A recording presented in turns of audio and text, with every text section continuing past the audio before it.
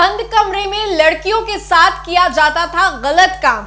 जबरन कमरे में कस्टमर को भेजा जाता था और फिर किया जाता था देह का व्यापार।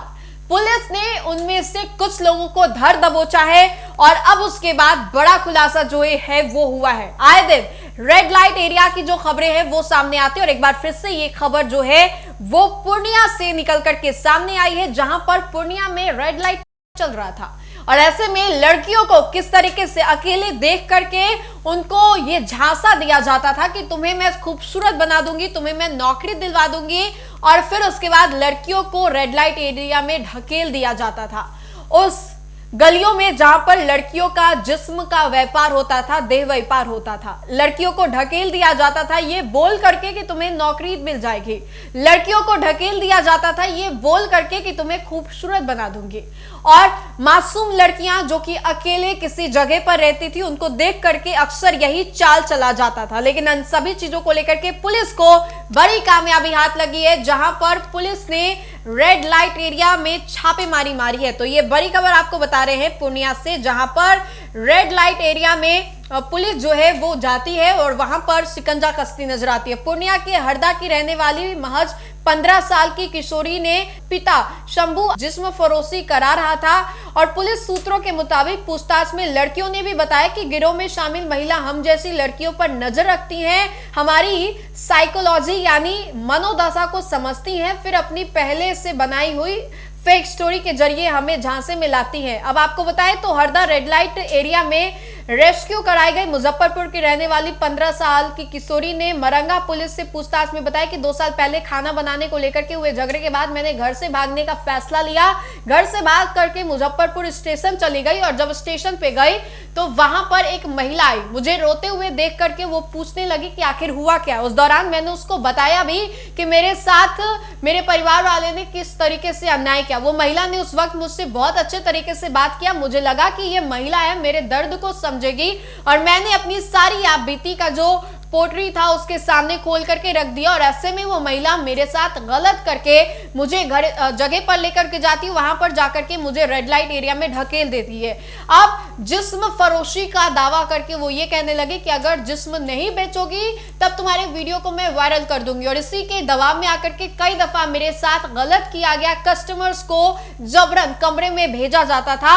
हम लोगों को सूचना मिली थी कि हरदा बाजार में देह व्यापार का जो है कार्य किया जा रहा है।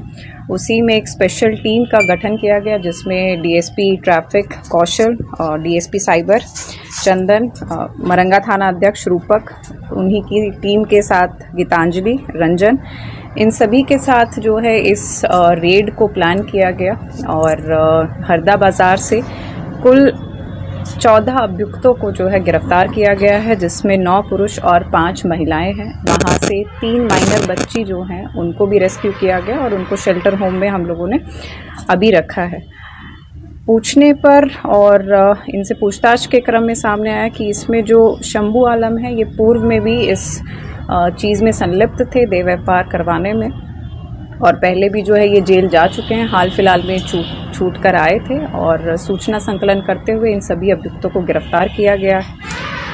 इससे आप लोगों के माध्यम से हमारी अपील रहेगी सभी लोगों से कि अगर उनके आसपास किसी एरिया में अगर इस तरीके का धंधा करवाया जा रहा है, देह व्यापार से संबंधित या रेड लाइट एरिया कोई है, तो उसकी सूचना जो है हम लोगों के साथ ज़रूर साझा करें ताकि इस चीज़ का रोकथाम किया जा सके। धन्यवाद। ये नाबालिग जो लाई गई इसमें तीन बच्चियां जो है वो नाबालिग हैं। एक जिनसे पूछताछ पे उन्होंने बताया कि वो मुजफ्फरपुर की हैं, एक पटना गांधी मैदान और एक हरदा की ही हैं। अभी जो बच्चियां हैं उनकी प्रॉपर काउंसलिंग जो है हम एनजीओ के साथ मिलकर करवाएंगे, तभी जो है उनका प्रॉपर स्टेटमेंट लेते हुए हम उस लोग उस पर आगे काम कर पाएंगे। इसमें जो है मोबाइल पीस और नगद वगैरह बरामद हुए हैं और आपके सेक्स ट्रैफिकिंग से संबंधित जो एविडेंसेस रहते हैं वो भी इसमें कलेक्ट किए गए हैं। इसके अलावा जिले में उस पर भी सूचना हम लोग आसूचना संकलन करते हुए रेडिंग टीम बनाकर उस पर भी काम करेंगे। हाँ जी, पॉक्सो भी, क्योंकि 3 माइनर बच्चियां भी इसमें जो है रेस्क्यू की गई हैं। तो काउंसलिंग के बाद ही उनका प्रॉपर स्टेटमेंट हम लोग लेंगे ताकि इसमें और भी अगर अभियुक्त हैं तो उस पर भी काम किया जा सके। गुलाबाग में हाँ जी, गुलाबाग में एक रानी भारतीय होटल है, उसमें पहले भी छापेमारी हुई थी, कुछ बरामद भी हुई वहाँ से। ठीक है, कर दीजिएगा, उसको फिर दिखवा देंगे। फिल्म ये रहने वाला कौन? इसमें हमारे जो 9 पुरुष और 5 महिलाएं हैं, ये कटिहार जिला, मधेपुरा और पूर्णिया के भी हैं। इसमें जो शंभू वाला में जो पहले से भी गिरफ्तार होके जा चुका है, वो हरदा बाजार का ही रहने वाला है। अगर आपके पास भी ऐसी कोई जानकारी है तो आप कमेंट के माध्यम से हमें जरूर बताएं। तो फिलहाल के लिए इतना ही, बहुत बहुत शुक्रिया।